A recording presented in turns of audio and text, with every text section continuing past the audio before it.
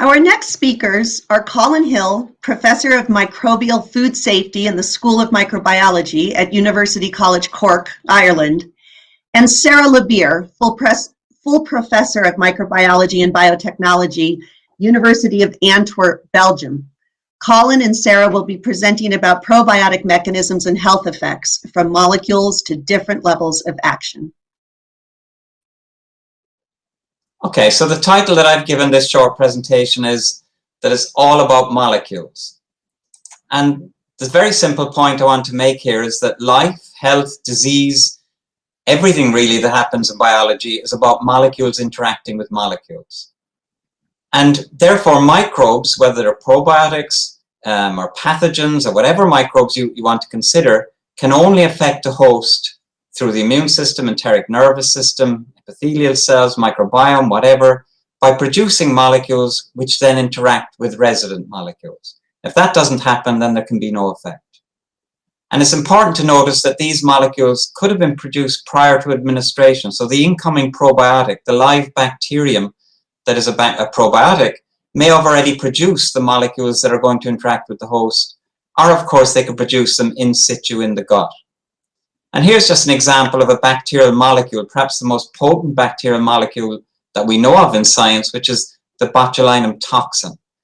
And literally in femtogram amounts, the production of this toxin by a bacterium can cause paralysis and even death of a human by interacting with very specific receptors on the human neurons. And so we accept, in this instance, for example, that small numbers of molecules produced by a bacterium can have very dramatic effects on the health of the host. What we're beginning to accept more and more is that microbial molecules can also begin to have, or can have an effect on the health of the host. So if we look in this simple graphic, we've got that health is an outcome of an interaction between host factors and the microbiome.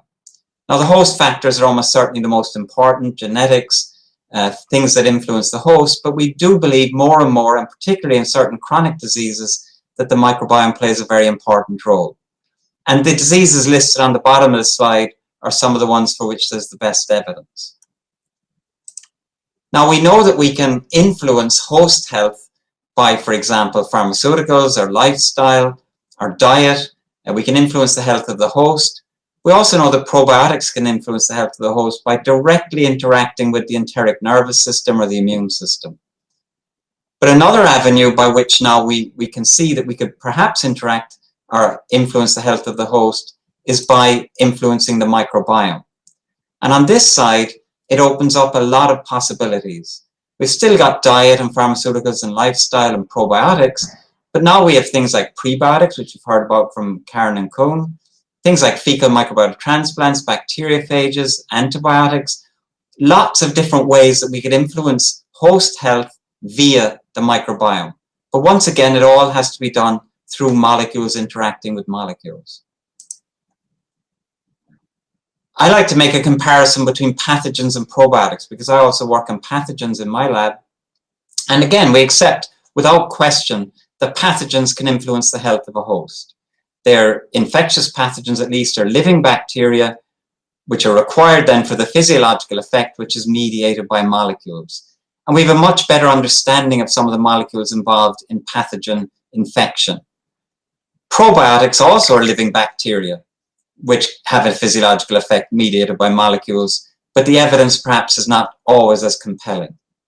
So using pathogens as an example, certain pathogens like enterovassive E. coli, for example, they produce surface structures like these type 3 pili, which then inject proteins into surface cells, causing rearrangements, the uptake of these pathogens, influencing the immune system and leading to disease in the form of diarrhea. But other forms of E. coli can secrete molecules into the lumen of the gut, which then interact with the epithelial cells and again lead to diarrhea.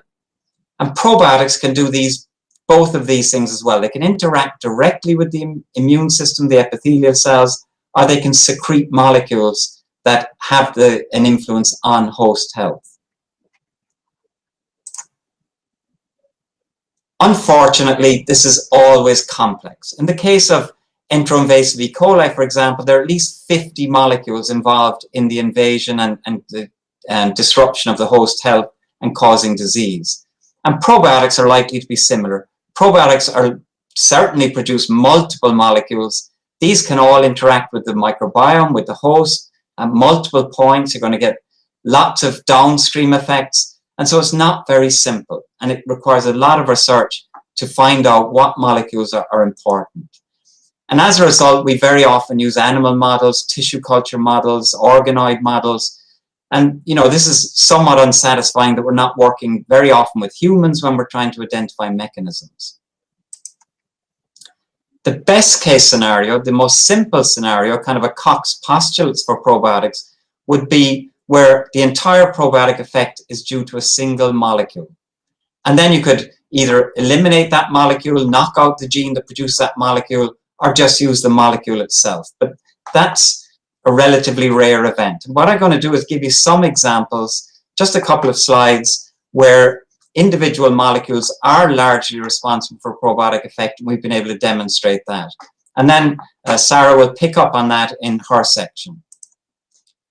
So here's one example from our own lab where bacteriocins, small antimicrobial peptides, actually act as a probiotic factor. So here you see 6 mice representing 6 groups of mice. Each one has been fed a probiotic bacterium and then infected with Listeria monocytogenes. And Listeria infects the animals. That's the light you can see here. The Listeria were lux tagged, and they cause what is normally a lethal infection for these animals. You can see that one of the animals is completely resistant to this Listeria infection. And obviously all the animals in that group were completely resistant. And when we looked at that particular probiotic, which we now know to be what we used to call Lactobacillus salivarius and now is Lactobacillus salivarius, UCC118, we can see that it produces a bacteriocin which can kill Listeria. So this was an obvious potential mechanism. There's the bacterium producing a bacteriocin that kills Listeria, which is this lawn of bacteria. So we generated a knockout, which you see here, a colony which can no longer produce the bacteriocin. And when we look, we find that the colony that no longer can produce the bacteriocin can no longer protect the mice. So here's control mice infected. Mice given the probiotic are completely protected, but then mice given the probiotic with just a single gene knockout are now equally open to infection. So the probiotic effect here is due to a single molecule. So it is kind of a dream scenario for probiotic scientists. Here's another example, also from Cork, but from Darwin Sindrin and Mary O'Connell Motherway. And what they showed was the bifidobacterium. You see a bifidobacterium here. They produce pili. And you might be able to see the pili here. They've been immunogold labeled. And you can isolate the proteins that make up this pili, and you can isolate those and purify them. And what Mary and Dowa have shown is that this pili structure is required for bifidobacteria to colonize conventional mice, but then it also drives cell proliferation, which you can see here. It doesn't matter if you can't see the actual staining, but what this shows is that you get tissue proliferation or wound repair in the presence of these bifidobacteria. It does not happen in a knockout that can no longer produce the pili.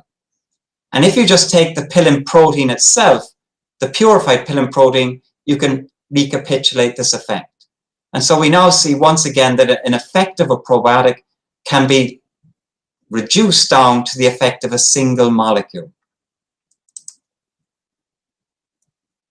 Another really nice example from Patrice Cani's lab in Belgium is showing that a bacterium called Akkermansia mucinifera can have an effect on metabolic syndrome. We can do this in mice, and also it's been demonstrated to do this in humans.